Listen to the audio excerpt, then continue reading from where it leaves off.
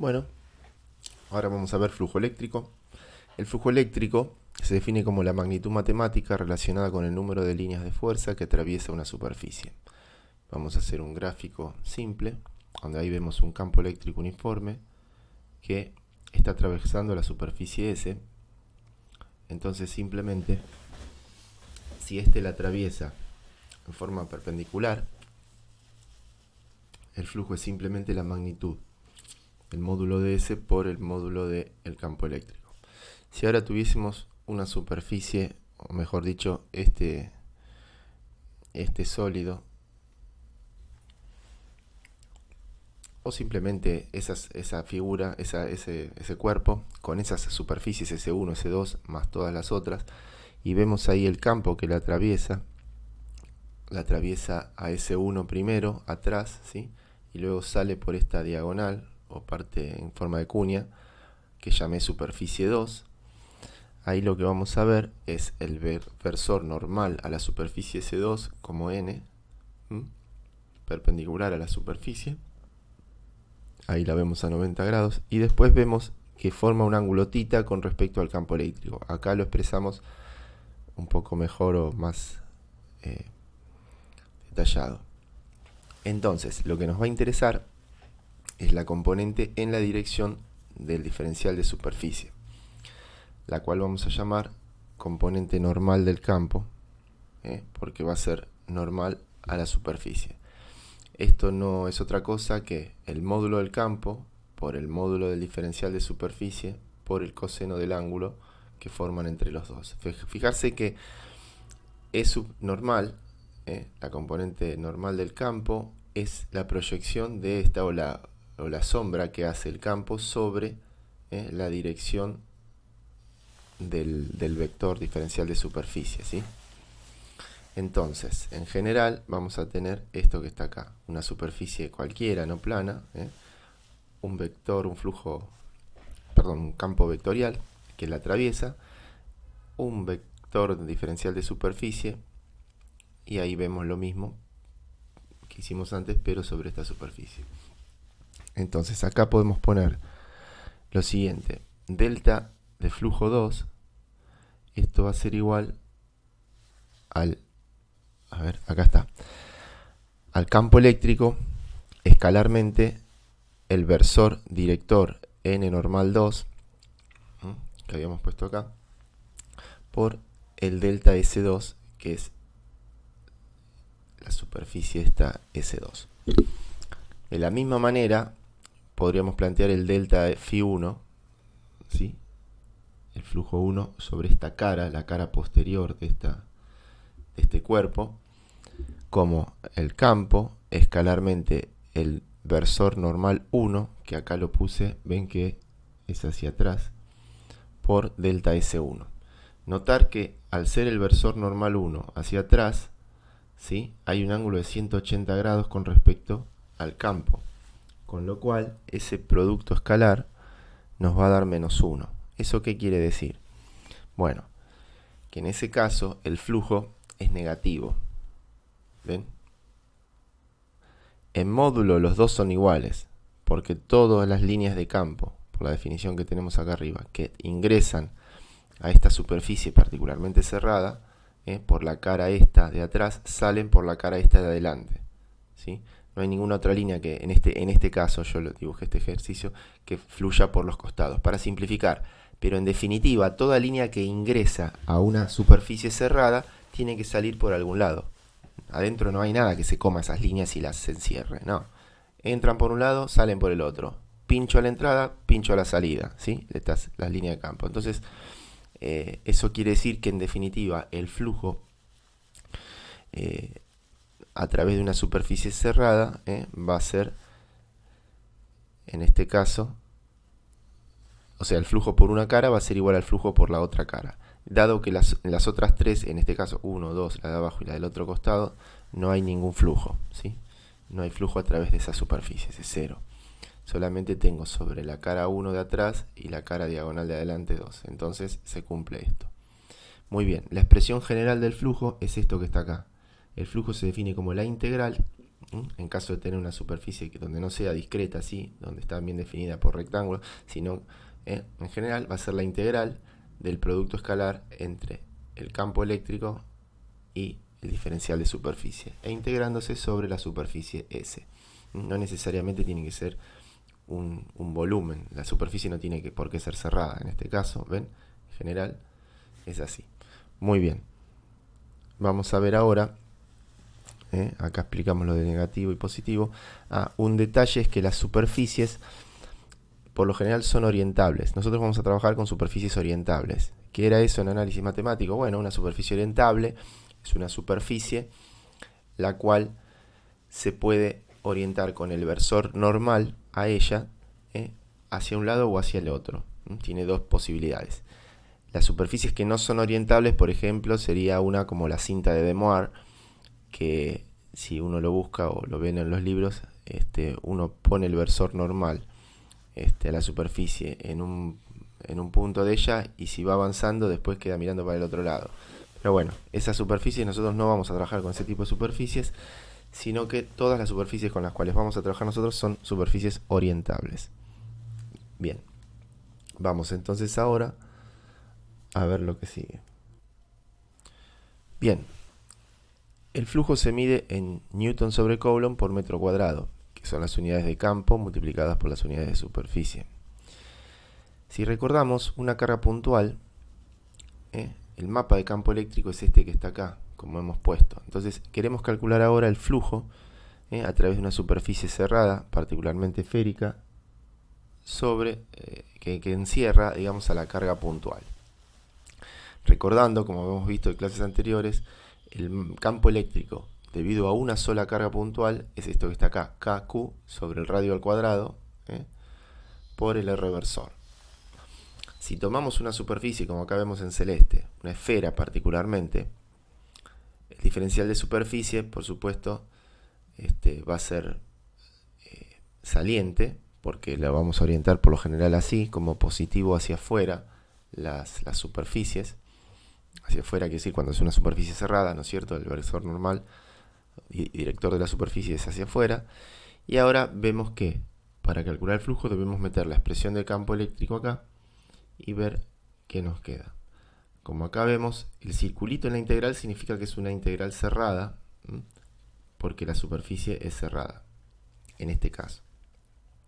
Entonces ponemos KQ sobre R cuadrado por el diferencial de superficie por 1, porque como vemos acá, el ángulo entre el R versor del campo eléctrico y el diferencial de superficie es 0 grados. Por lo tanto, coseno de 0 es 1. Bien. Como es constante K por Q sobre R cuadrado, lo sacamos afuera de la integral y solamente nos queda integrar el diferencial de superficie. Fijarse que la superficie, para un dado radio, el diferencial de superficie no depende del radio. Con lo cual, simplemente vamos a integrar la superficie, el diferencial de superficie, y nos va a quedar la superficie total. Y la superficie total es 4pi por radio al cuadrado en este caso, porque es la superficie de una esfera, ¿sí? Esto que está acá es la superficie de la esfera.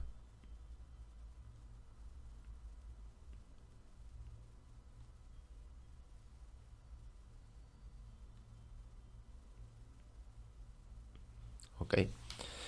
Entonces, se cancela el R cuadrado con el R cuadrado y nos da que el flujo es 4pi-K por Q, siendo Q la carga encerrada, como dice ahí, por la superficie S. Acá se junta un poquito. A ver si lo puedo sacar esto.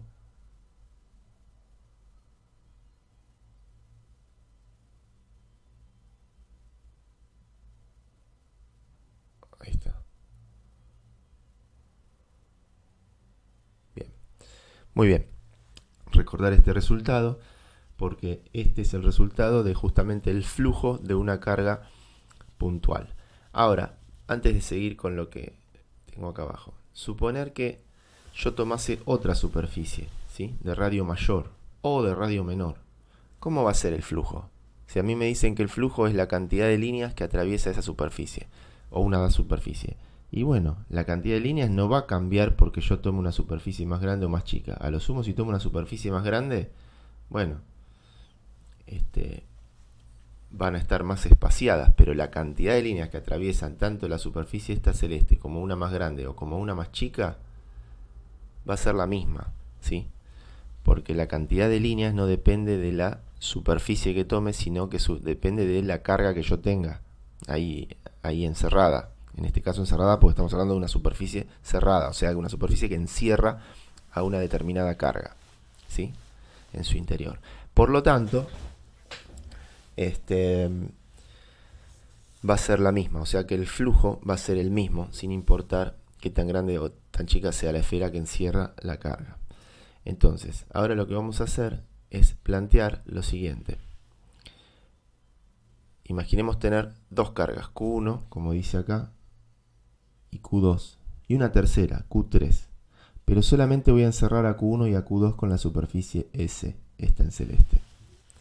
Entonces, queremos saber cuánto vale el campo eléctrico en un punto determinado de la superficie. Recordar que el campo eléctrico va a ser la superposición de los tres campos, ¿sí? El de la carga 1, que produce la carga 1 en el punto ahí, que produce la carga 2 y el que produce la carga 3. Esto es a nivel de repaso. El campo eléctrico en un punto P para cargas puntuales es la sumatoria de, fíjense que es la ley de Coulomb, KQI sobre R cuadrado, R sub I al cuadrado, el módulo, por el R sub I versor. Para I, desde 1 hasta N. Con lo cual, acá tenemos un grafiquito. Si hacemos por el método de la poligonal, el campo producido por la carga 1 en P va a ser este E1, el 2 va a ser aquel, suponiendo que Q3 sea negativa, menos Q3 va a venir para acá. Bueno, sumamos vectorialmente por la poligonal, nos va a dar algo así. ¿Está bien? Bueno, esto simplemente es un repaso. Y ahora vamos a plantear acá el tema del flujo. El flujo es una integral de superficie, como ya sabemos, la cual se nos va a distribuir, digamos, o separar en tres integrales. Notar que la integral es sobre la superficie S del campo. Entonces, esto va a ser igual a la integral sobre la superficie S de el campo producido por las tres cargas. Pero, ojo, porque esta está fuera de la integral de la superficie. Entonces, cuando nosotros abrimos esta integral cerrada en tres integrales abiertas, nos va a quedar esto que está acá, en verde. Sobre S, E1 escalarmente ds, E2 escalarmente ds, y E3 escalarmente ds sobre S. Pero esto nos va a dar 0. ¿Por qué? A ver, vamos a ver. Yo tengo el campo E3, que va a estar producido acá en el punto por la Q3, porque esta superficie es imaginaria, ¿sí? Tranquilamente, la superficie gaussiana, que es lo que vamos a introducir a Gauss, o la superficie esta, no es que tengo que tener una superficie de hule o de una bolsa de nylon o lo que sea, la puedo imaginar, ¿sí? Puede ser una superficie matemática. El concepto este es importante entender. ¿Por qué esta integral da 0? Porque la carga Q3 está fuera de la superficie. ¿Eso qué quiere decir? Que las líneas de campo, por ejemplo, vamos a ponerlo acá con un rojo, que la carga esta produzca, recordar que las líneas de campo eléctrico, ¿no es cierto? Por ejemplo, dibujemos 8, ahora lo voy a sacar. Va a pinchar la superficie en un punto y en otro, al entrar y al salir. Con lo cual, ¿se entendió? Acá, el versor normal acá va a ser en sentido contrario, y acá sí va a ser en sentido, o sea, acá va a dar un flujo negativo y allá va a dar un flujo positivo. O sea, como la superficie es cerrada, acá está el secreto. Voy a ir deshaciendo todo lo que ensucia el gráfico.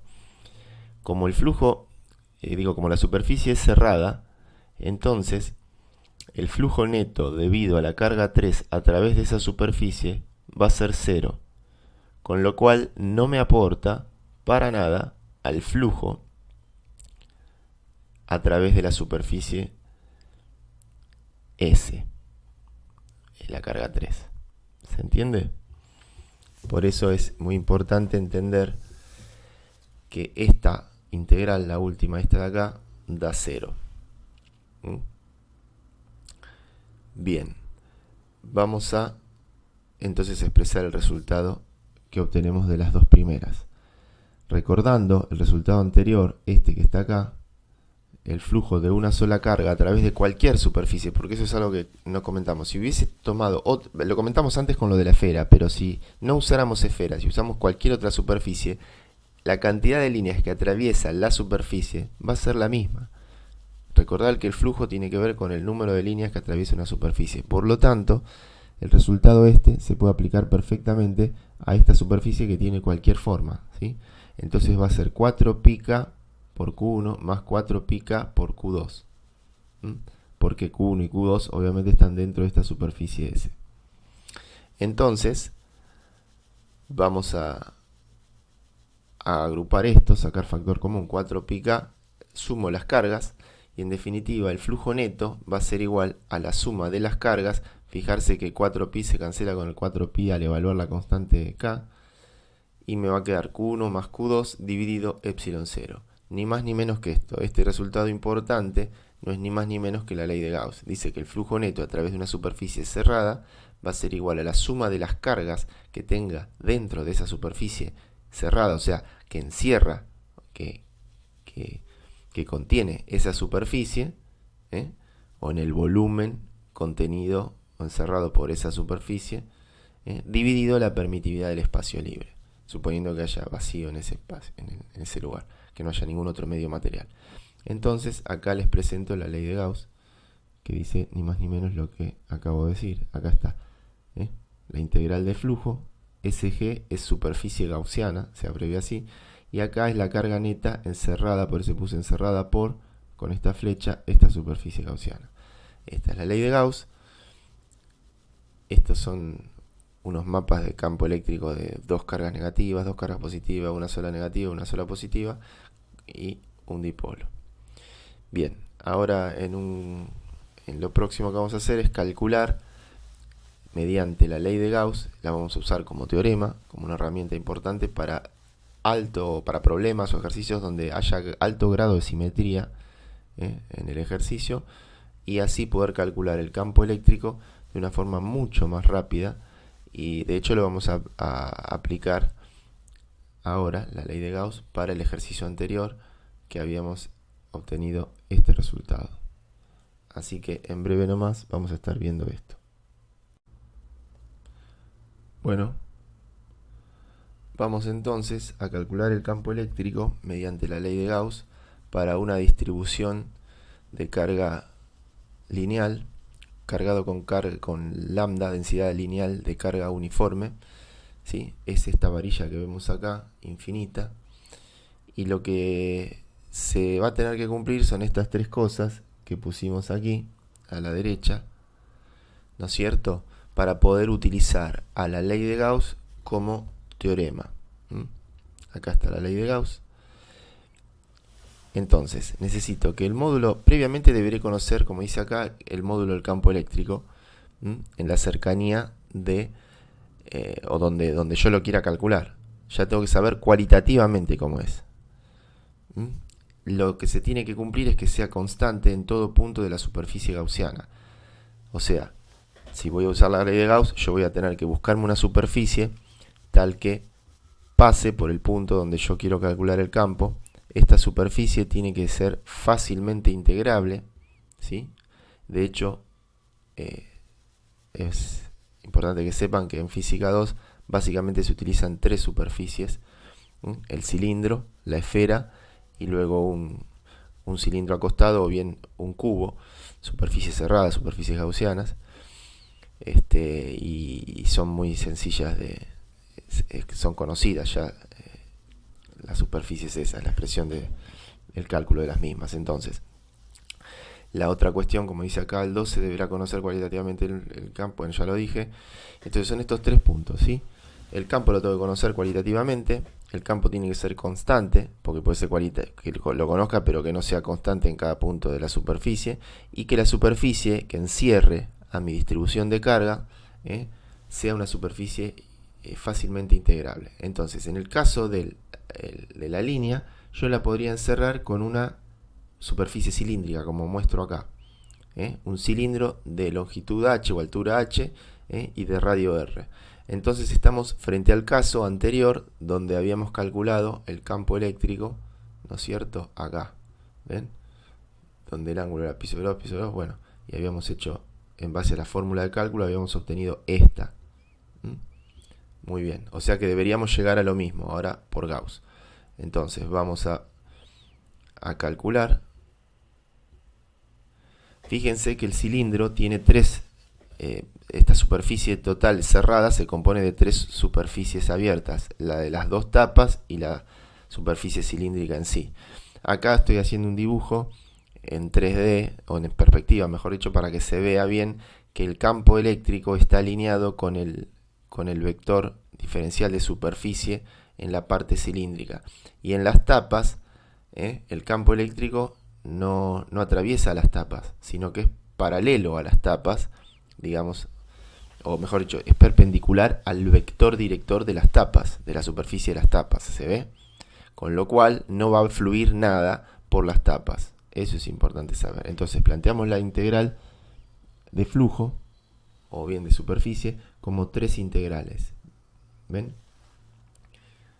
Acá estamos hablando de la integral de flujo a través de la tapa 1, que va a ser 0, por esto mismo que pusimos acá, que el ángulo entre el diferencial de superficie 1 y el campo eléctrico es 90 grados, con lo cual el coseno de 90 de pi sobre 2 es 0. Por lo tanto, no va a fluir nada, y acá se ve matemáticamente. Y lo mismo va a pasar con la otra tapa. ¿Sí? Idem, acá idem. Y por el único lugar donde habrá flujo es a través de la superficie cilíndrica en sí.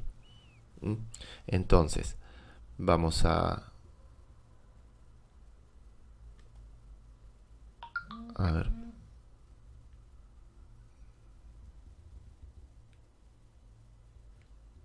Vamos a ver acá cómo nos dio. Entonces, el flujo en definitiva es esto, y esto va a ser igual por ley de Gauss a la carga neta encerrada sobre la permitividad del espacio libre. Entonces, de acá puedo sacar factor común no, sale afuera como constante el campo eléctrico de la integral, y solamente me queda la integral del diferencial de superficie. ¿Sí? Fíjense que puse coseno de 0,1. ¿Por qué? Porque al estar alineados acá, como estoy mostrando, el campo en rojo y el diferencial de superficie en celeste, el ángulo que conforman entre ellos es 0 grados. Entonces me da así. Y acá tengo que integrar solamente la superficie cilíndrica. ¿Cómo es la superficie cilíndrica?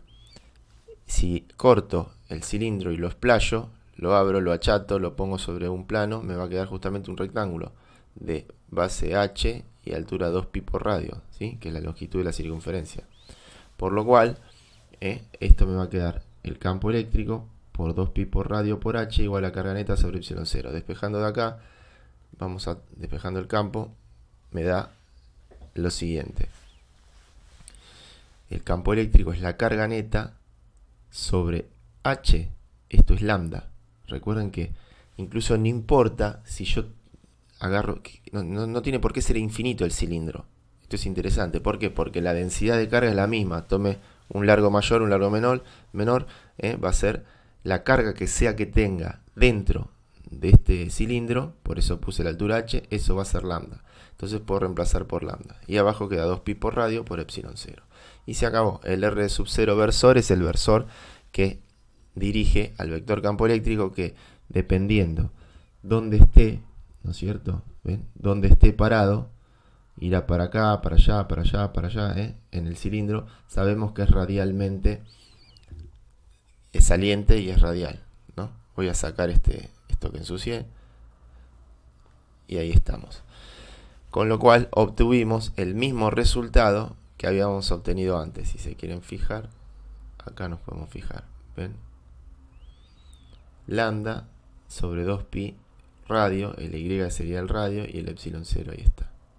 O sea que fíjense qué rápido se ha podido solucionar esto. Por último, para terminar con esto o con este ejercicio, quiero mencionar que no se puede usar Gauss, no puede usar o aplicar el teorema de Gauss, La ley de Gauss se cumple, por supuesto, para acá también. Pero cuando tengo un tramo, como el primer ejercicio de todos, que era un tramo L, ahí no puedo aplicar Gauss. ¿Por qué? Como para calcular el campo, porque llegaría a un error. ¿Pero por qué? Porque justamente el campo eléctrico no cumple esta condición. A ver, permiso. Esta condición que deberá ser constante en todo punto de la superficie. No estaría cumpliendo con esta. En el caso de tener una longitud finita de la varilla nuestra. Esperen que quiero correr. Ahí está. ¿Por qué? Y porque este diferencial de carga acá está mucho más cerca. Supongamos que este es el punto. En este punto. Recuerden que tiene que ser, el campo debería ser igual en todos lados. Acá no es igual que acá. Acá, este que está en el medio, este aporta lo mismo que este. Pero ya cuando me corro para un lado o para el otro, este diferencial de carga es mucho mayor, digamos, el campo eléctrico, el diferencial de campo que genera, que este que está acá, que va a ser menor. Entonces, por lo tanto, el campo eléctrico resultante ya no es igual. ¿Ven? No es todo parejito. ¿Por qué? Porque la longitud de la varilla es finita y no es infinita. Entonces, no puedo usar Gauss. ¿Se entiende? Bueno, muchas gracias. Vamos a continuar luego.